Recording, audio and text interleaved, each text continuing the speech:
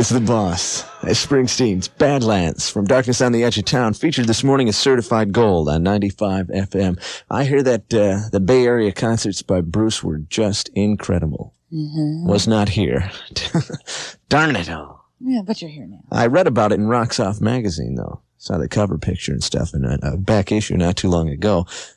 It was a good article. I wish I could have seen the shows themselves. This week on Rocks Off, you'll see a picture of Leonard Skinner's Ronnie Van Zant on the cover. Old news, you think? Not exactly. They've got a previously unpublished interview, photos and studio stuff that you haven't seen before about Ronnie and Skinner. And you'll find that in Rocks Off magazine. Also some stuff on the Jefferson Starship. And by the way, we have their new album, Modern Times, to play for you in just a minute or two. Rocks Off is available now. The latest edition. You can get it at, the Agora, Alias Records, Peaches, a whole bunch of different locations. Look for a special few words on the back from your friends here at 95 FM, all right? 8:20 in the morning. 20 past 8, Greg Stevens and Mary Ruth Austin, who's going to check the headlines for us. Well, today's the big day, Greg. The Gandy Bridge's barge-bruised eastbound span will be reopened. All right. Sometime around noon. DOT officials haven't given me an exact time. All that's left to do now before the St. Pete to Tampa span is reopened is to remove that double yellow line on the westbound span and pull up some of those signs that used to go the wrong way. Nobody in Pinellas County is any too pleased at the prospects of a state prison being built on Whedon Island. And that's exactly what Assistant Corrections Secretary Pamela Davis found out when she talked to Bay Area representatives. Perhaps Representative Dennis Jones of St. Pete said it best, quote, "We don't need a correctional facility with a waterfront view for all the inmates." They have identified that fourth body found buried on the Weeki Wachee property of convicted sex offender Williams Manfield.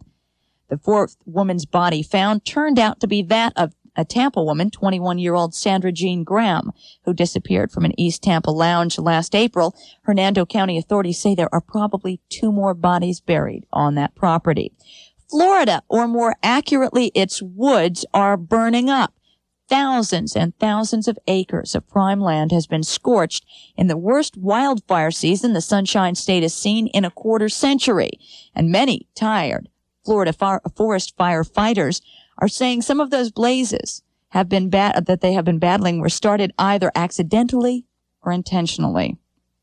The country's last 5-star general, Omar Bradley, died last night in New York City after a heart attack. Bradley led American forces in the 1944 D-Day invasion of Europe and then became the first chairman of the Joint Chiefs of Staff. No horseback riding or brush clearing, but he will be able to conduct business as usual, and President Ronald Reagan's doctors say he could head back to his Pennsylvania Avenue home sometime this weekend.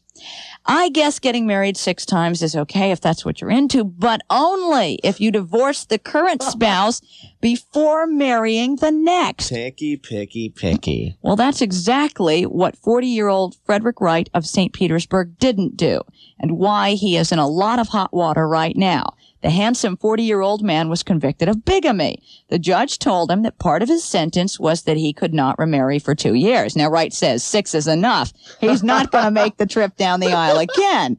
The woman who thought she was married to Wright, when asked what she did when she found out she wasn't, well, she didn't mince any words. She said, quote, "I kicked him out." I know that. I don't know him personally, but I know of him. He's the guy that when he gets married, they throw minute rice. They're in a hurry. 8:23 in the morning.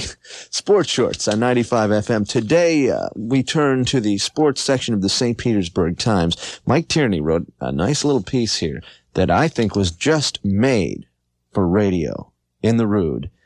Listen, if you will, to this particular song. That is the sound of the Tampa Bay Buccaneers 1980 team going right down the tubes and landing in a last place tie with Green Bay for the NFC Central. But this sound, that's the sound of cash registers in the Bucs business office ringing up season ticket sales for 81. All right, Mike. Nice writing, huh? Mm-hmm. I like the sound.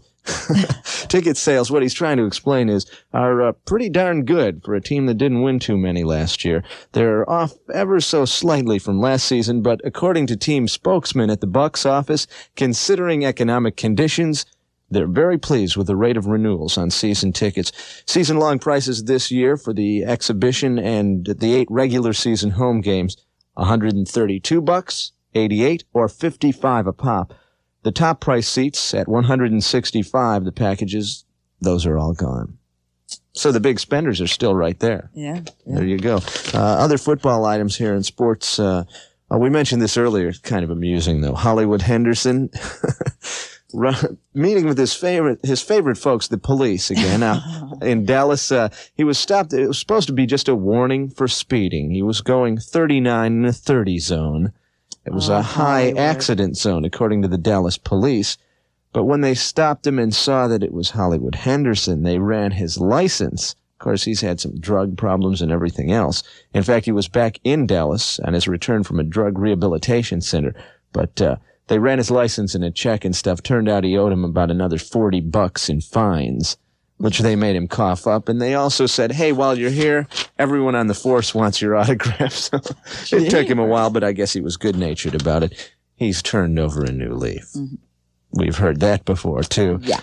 Baseball season opened yesterday. The traditional opener in Riverfront Stadium saw Cincinnati beat the world champion Philadelphia Phillies 3-2, and it was a squeaker. 1 out, bases loaded, bottom of the 9th. Dan Dreisen draws a walk from Phillies pitcher Tug McGraw. That forced in the winning run, and that's how the game ended, on a walk. I bet Tug wasn't too happy about all that. No. Baseball, we said a lot more opening games today in both leagues. So look for your favorites, and we'll have the scores tomorrow morning at this time. NBA playoffs, San Antonio down the Houston Rockets. That's a 1-1 tie now in their series. Same goes for Kansas City and Phoenix.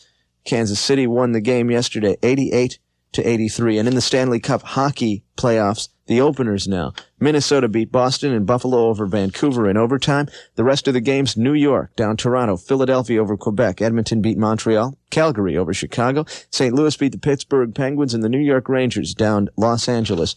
And that's the way it went in hockey. Those are sports shorts. This is 95 FM. Well, they're saying it's going to be partly cloudy and mild today, and then fair tonight. Today's high 84 and overnight low of 62.